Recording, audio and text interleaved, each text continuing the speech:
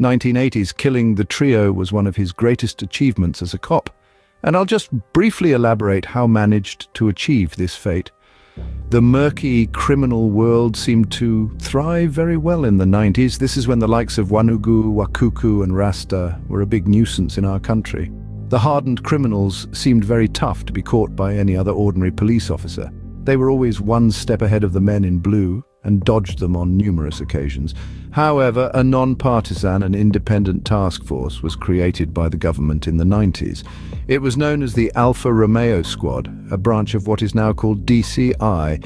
Serenai was the leader of the group, and they worked tirelessly to hunt down the three musketeers, which they finally did.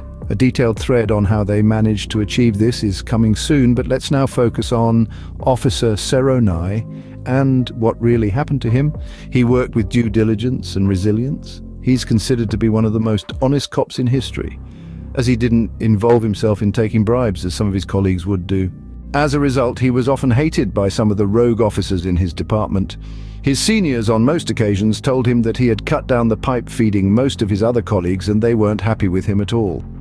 As he refused to partake in other illegal activities in the police force, Serenai became one of the most hated person in the field, and he had been warned several times by his seniors on grounds of his complete faithfulness to the service that didn't allow him to tolerate any other illegal activity in the police force. With time, Serenai was surrounded by enemies all over within the police force.